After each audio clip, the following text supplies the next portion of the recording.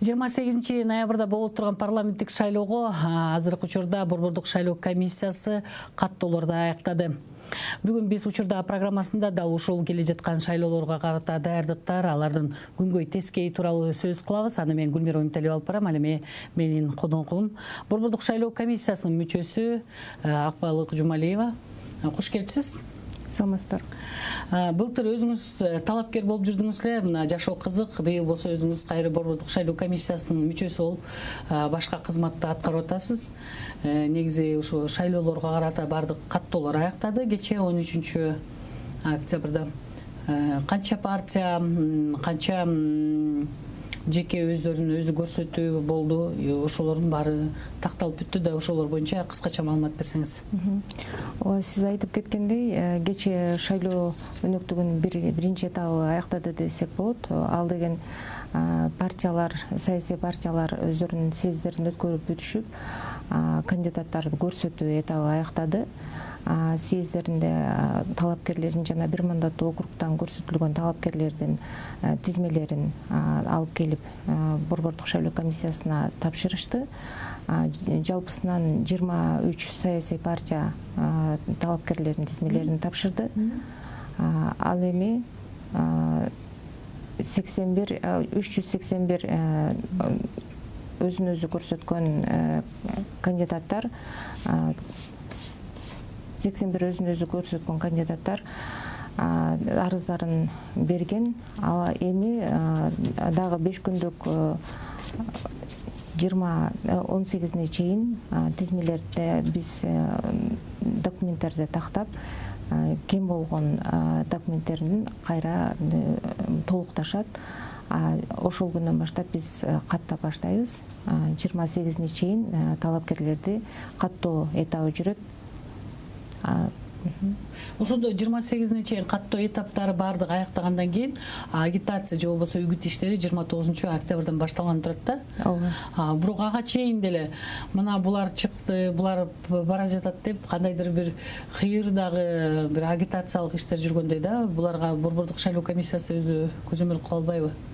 Негизи кандидат болуп, Борбордук шайлоо комиссиясы каттагандан кийин кандидат болуп эсептелинет.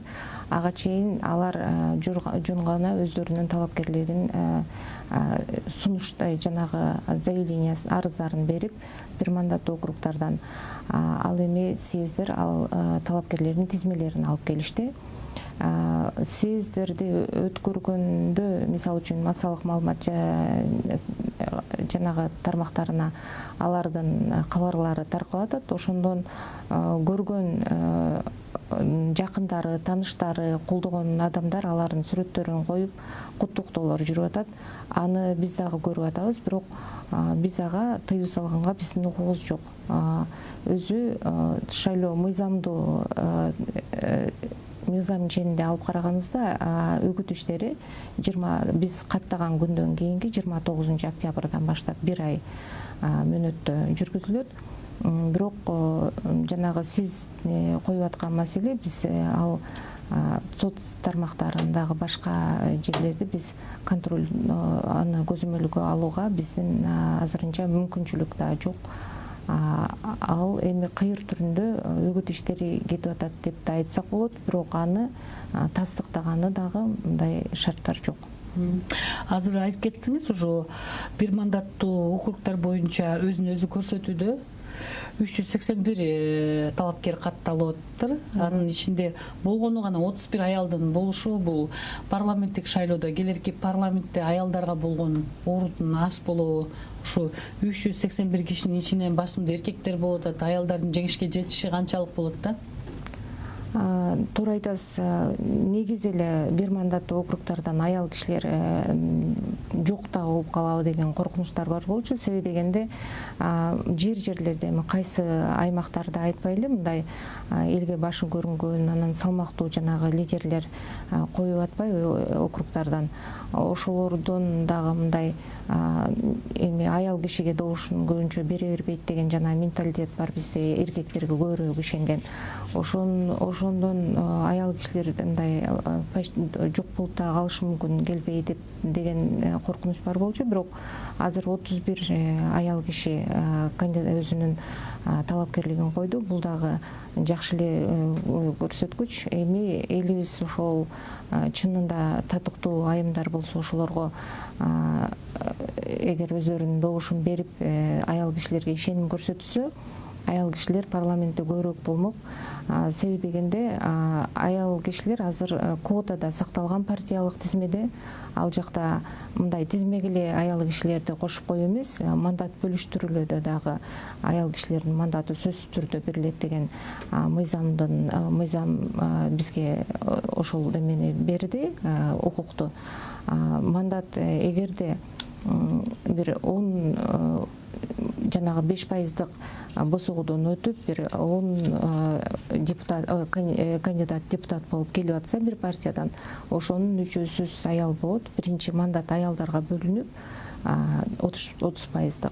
Андан кийин калганы башка эркек депутаттардын арасында бөлүштүрүлөт. Бирок аялдарга бөлүштүрүлгөндө жана партияда тизмелер менен келип атышпайбы? Ар бир тизме өзүнүн добушун алат. Партия өзүнчө алат, тизмедегилер өзүнчө алат болуп. Ошондо аялдар аз санды алса, жанагы жергиликтүү шайлоолордогу Ысык көлдөгүдөй мындай окуя кайталанбайбы? Мисалы, аялдар бизден азыраак добуш алышкан, бирок квота менен өтүп кетишти, биздин эркектердин укугу тебеленди деп чыгышты эле да көлдөгү шайлоодочу, жергиликтүү шайлоого. Ошондой болбойбу? Бул жерде бизге мыйзам гарант болуп атат. Аялдардын ошол гендердик мындай саясатты колдоо менен аялдардын саясаттагы ордун, саясаттагы жанагы ошол эле ордундай көтөрүш үчүн аялдарга азыр ошол квотаны мыйзам аркылуу бизге шарт түзүлүүдө. Бул жерде ошол эми катышып аткан кандидаттарга дагы бул түшүндүрүү, партия лидерлери түшүндүрүү иштерин жүргүзөт деп ойлойм. Аял киши жанагы эркек киши экенине карабастан азыр тизме түзүлүп, бирок ошол аялдар ар бир жанагы 3-4 болуп тизилген, азыр тизмеге киргизилген. Ошол тизмелерин бекитип азыр партиялар алып келишти. Ал жерде аялдардын квотасынан дагы башка дагы квоталар бар.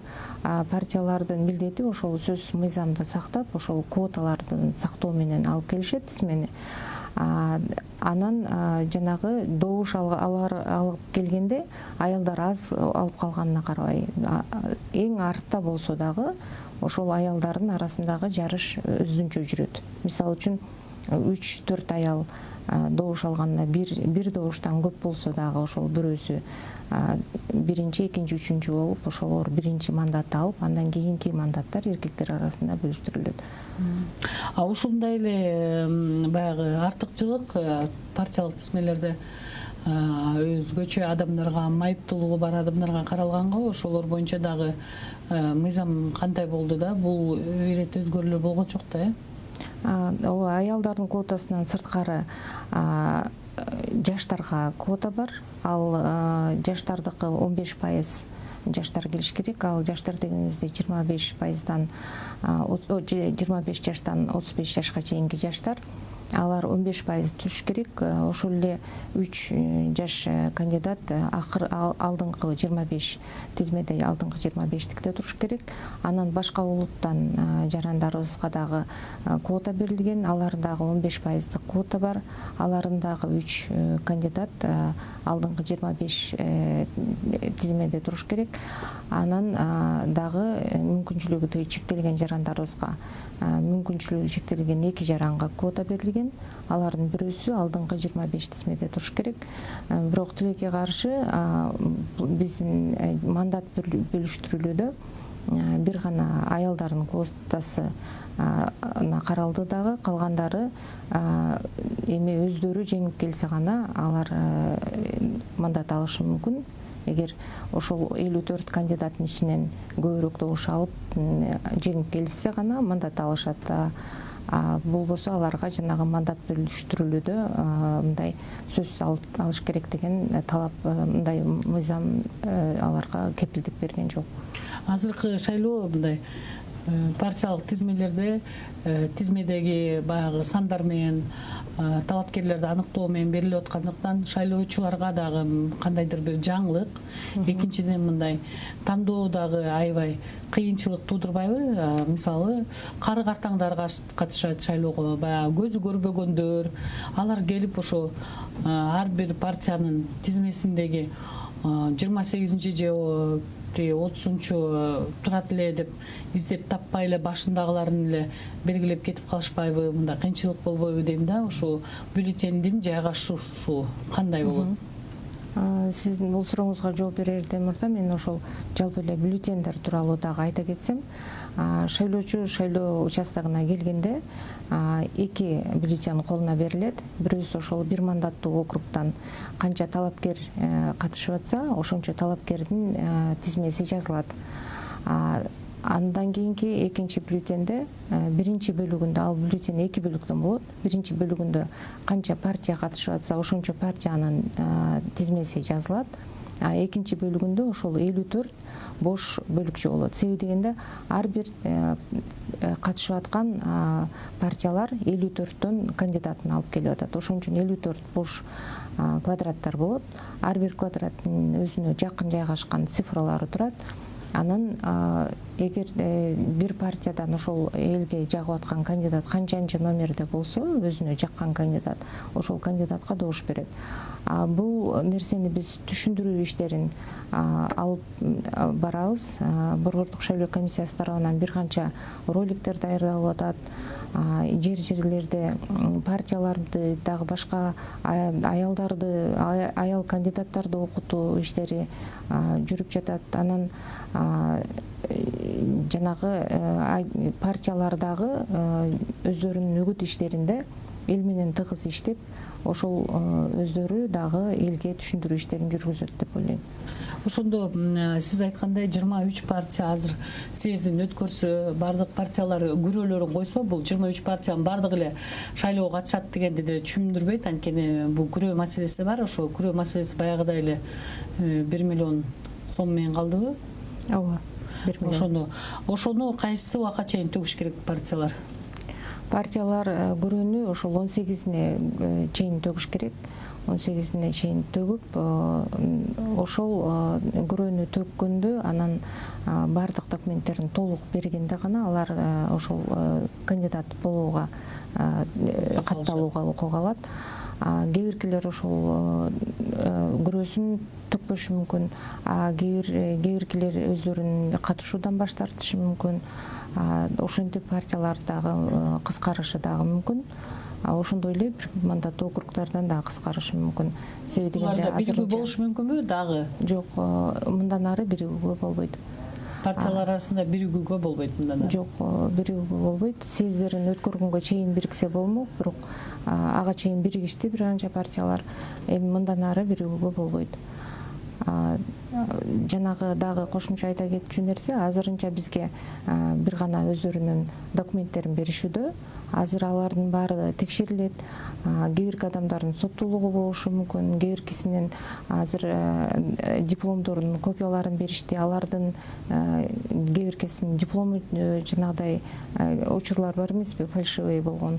Ошондойлор болушу мүмкүн. Дагы ошондой болушу мүмкүн. Ошентип отуруп дагы өздөрү катышуудан баш тартышы мүмкүн. Ошентип отуруп булар катышуучулардын саны дагы азайышы мүмкүн.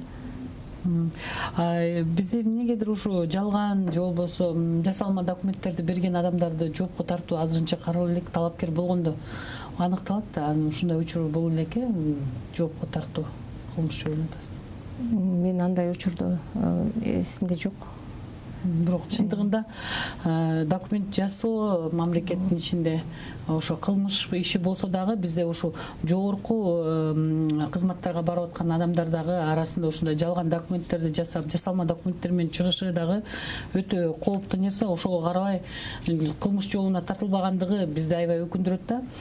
Ушул эле учурда дагы суроом бар да, мынакей аялдарга, жаштарга деп атасыз да. Бирок ушулардын баардыгын санаганда, квоталарды санаганда, добуш берүүлөрдү санаганда бунун баары тең мындай Борбордук шайлоо комиссиясына дагы, талапкерлердин өздөрүнө да, партияларга да мындай кыйынчылык эмеспи? Бул биздин шайлоодочу санак кандай жүрөт деп да?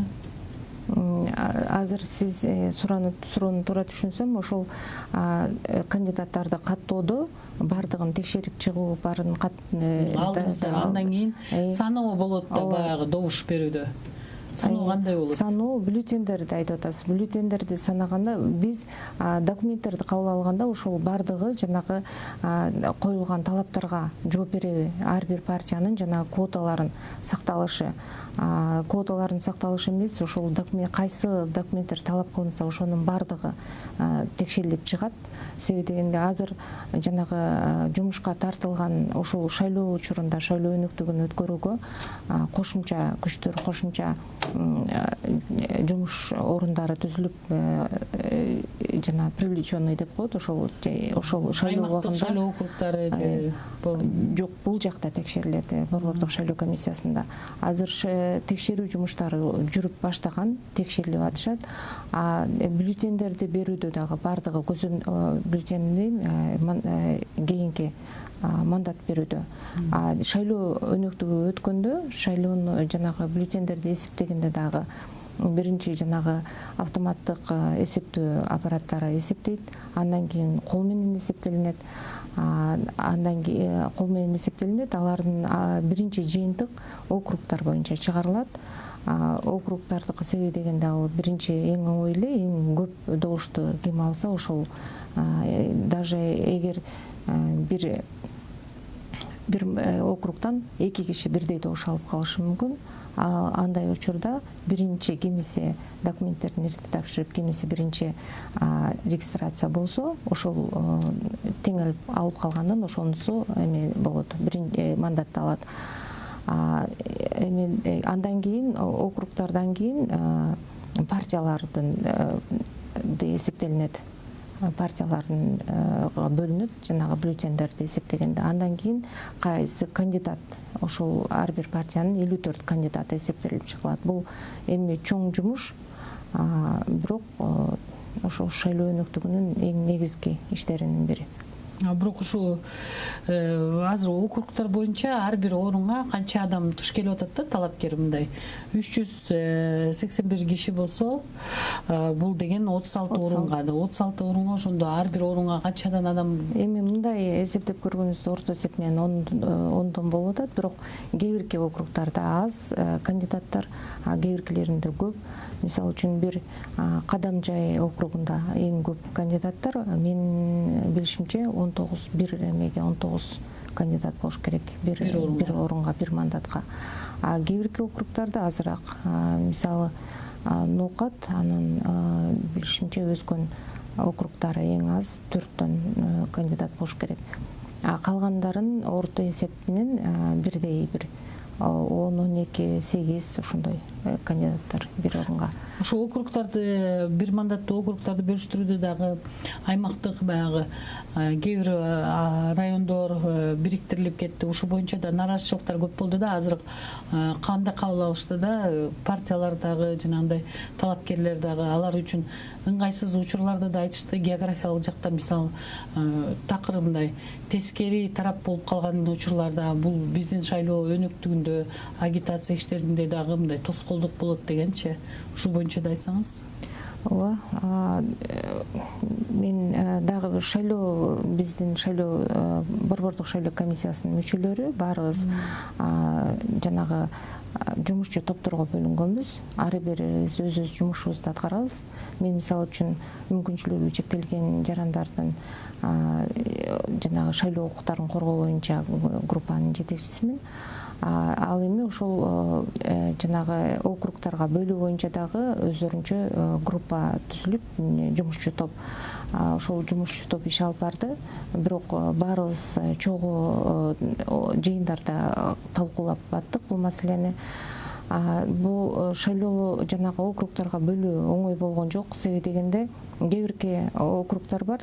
Мисалы үчүн Таласты алсак, Талас, Баткен округтары, аларда оңой бөлүндү. Себеби дегенде шайлоочулардын саны азыраак, анан жанагы жайгашкан территорияга да байланыштуу. Таласта өзү 2 эле округга бөлүндү. Себеби дегенде шайлоочулардын саны бизде 3.680.000ден ашуун шайлоочу бар азыр. Ошону тең шайлоочуларды теңдеп 100.000 шайлоочудан тие турган кылып орто эсеп менен бөлүндү бир округга. Андан кээ бирки жерлерде 20%га жанагы отклонение деп коебуз. Мисалы үчүн эң аз болгондо 80.000, эң аз болгондо 80.000, эң көп болгондо 120.000ден шайлоочудан боло турган шайлоочусу бар округтар түзүлдү. Таласта эң кичи область болгон үчүн ал жерге 2 округ, Баткен, Ысык көл, Нарын, ошол жактар, Бишкек, бул жактардын баары мындай кыйынчылыгы жогораак бөлүндү. Бир гана Ош областында бир аз кыйынчылык болду. Себеби дегенде Оштун территориясына Араван тараптан, Кара Суу шаардын ичкери тараптарына кирип келген территориялар бар. Ошол тараптарын мындай эске алынып, мындай көбүрөөк талкуу жаралып, көбүрөөк кыйынчылыкта эме кылынды. Мындай 3-4 вариант түзүлүп, анан ошол варианттын кайра талкуу болуп атып, ал жерде азыркыдай жанагыдай болбогондо деле, азыркы бөлүнгөндөй берки дагы 2-3 варианты бар эле. Андай болгондо деле жана талкуу жаралып, анда деле талаштар болмокто. Себеби дегенде бул жерде сөзсүз ошондой факторлор бар, талаш боло турган.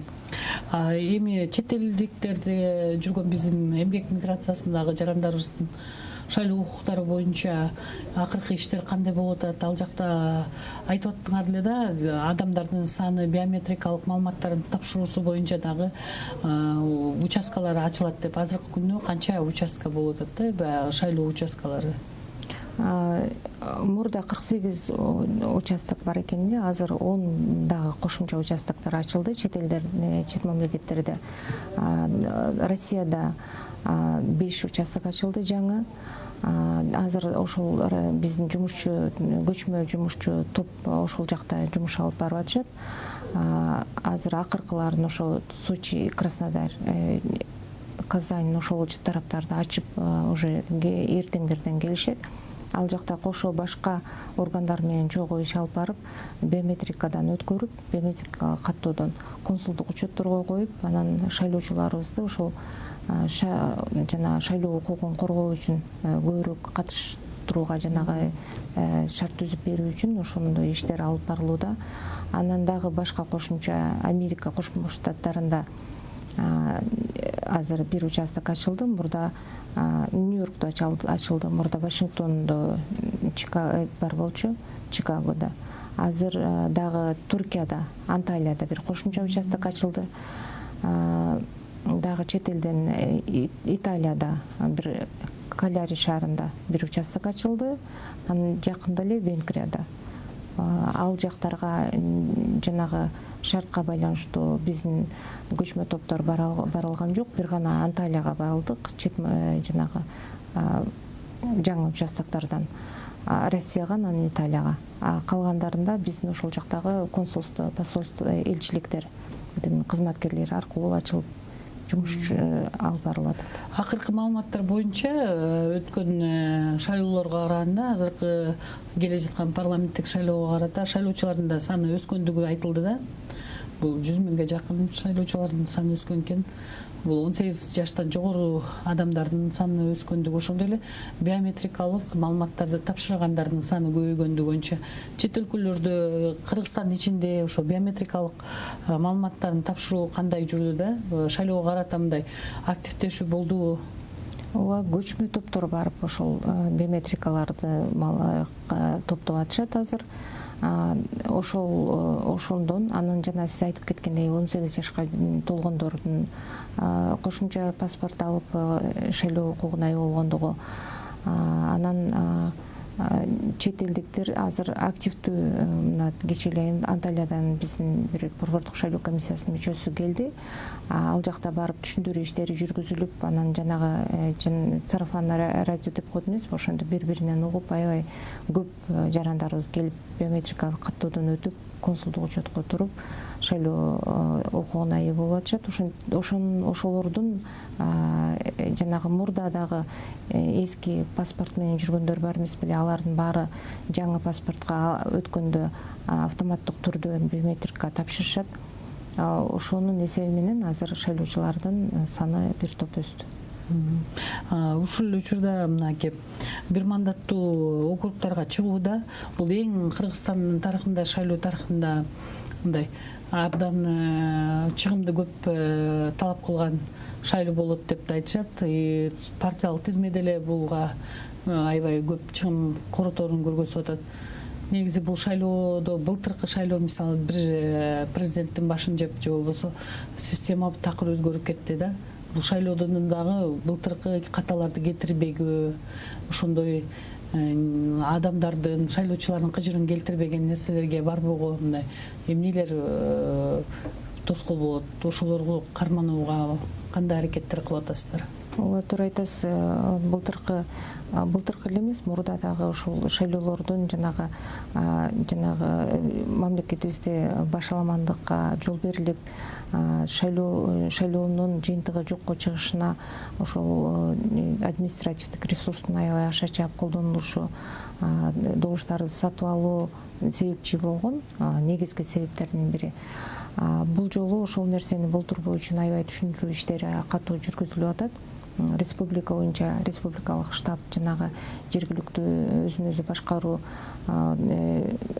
органдарын, жанагы күч органдарын менен кошмо жанагы жыйындар өткөрүлүп, ар бирине ошол биздин борбордук шайлоо комиссиясынын төрагасы барып катышып, баарын түшүндүрүү иштерин жүргүзүп, биргеликте иштөөгө чакыруулар болуп атат.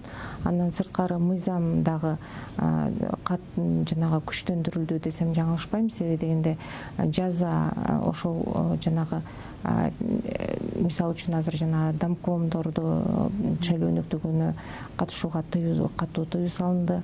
Алардын ар бири жанагы мыйзамдуу жоопко тартылат. Бул көрүлүп аткан чаралардын баары өз жемишин берип, мындай жанагы мыйзам бузуулар көп болбойт деп мен үмүт кылып атам. Бирок эми бул деген жанагы эч ким кепилдик бере албайт. Анан дагы бир кошумча айтып кете турган нерсе, 2-3 күн мурун эле президент Садыр Жапаров жогорку кеңештин трибунасынан элге жана ошол жердеги депутаттарга кайрылды. Депутаттардын көбү кандидат болуп келген турасыңар, ошол жанагы мыйзам бузууга, добуш сатып алууга барбагыла. Мен дагы ошол административдик ресурсту колдонуусуна катуу көзөмөл кылып берем деп сөз берди. Ошолордун негизинде мен жанагы үмүт артып турам. Ошол шайлоо мыйзам бузуулар аз болуп, жакшы өтөт деген. Ушул эле учурда оппозициялык маанайдагы мына партиялар деле каттоого алынды. Алар тараптан азыркы учурда сиздерге борбордук шайлоо комиссиясына, шайлоо өнөктүгүнө карата кандай сын пикирлер айтылып атат да? Уюштуруу иштери боюнча эмнеге нааразы алар? азырынча мен алардан сынды жакшы уга элекмин.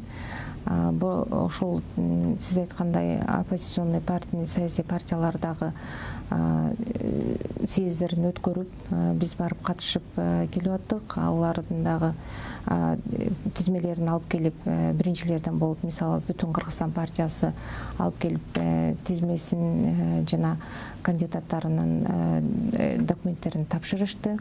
Анан алардан дагы бир айтып кете турган нерсе, аялдардын квотасы ошол 54 кандидаттын ичинен бир 16 болуш керек. Мындай мыйзам боюнча аларда 20 кандидат экен, аял киши. Мен ошонусун көрүп аларга мындай кондум, башка партиялар дагы үлгү алсын деп. Анан Атамбекен партиясынын алдыңкы жанагы 5 эмесин көрдүк баарыбыз. Тизмедеги алдыңкы 5 деген. Ал жерде дагы ошол алдыңкы 5тин 2 аял киши экен. Бул дагы чындап мындай үлгү, башка партиялар үлгү ала турган нерсе. Бул азыркы мынакей эфирибиз аяктап бара жатат. Ошо былтыркы шайлоодон өзгөчөлүгү кандай болуп атат? Сиз дагы ушу шайлоочуларга дагы, партияларга дагы ушу бизде мындай шайлоодо мындай дүрбөлөңгө түшпөшкө, кандайдыр бир эмеге келбеш үчүн эмнени сиз кеңеш берет элеңиз да? Кандай болушту? Эми бизде чынында азыр жаңы система менен баратабыз. Бул жанагы саны дагы элдер талап кылып жүргөндөй саны азайды, 90го түшүп. Эми сол 90 деген өзү негизи чындап эле 6 миллиондон ашык, 6,5 миллион калкы бар Кыргызстан үчүн азыраак деп ойлойм мен. Бирок ошол 90 кандидатты дагы биз эң мыктыларын тандап алышыбыз керек. Ошон үчүн эч бир мындай жанагы административдик ресурс колдонгондордун сөзүн укпай, жанагы акчага сатылбай, эң татыктуу деген күчтүү жанагы ошол жердеги элдин үмүтүн актай турган, элдин үнүн бийликке жеткире турган кандидаттарды шайлап алсак, баарыбызга ушул Кыргызстанды алдыга жылдырууга бизге көмөк болмок. Рахмат сизге. Биздин бүгүн учурда программасына Борбордук шайлоо комиссиясынын мүчөсү Акбал Жумалиева келип катышты. Биз бүгүн келе жаткан шайлоолор тууралуу сөз кылдык. Алдыдагы шайлоолордо ар бир шайлоочу өзү каалаган тандоосун жасап, парламентке сапаттуу депутаттардын келишине өзүбүз өбөлгө болобуз. Саламатта калыңыздар.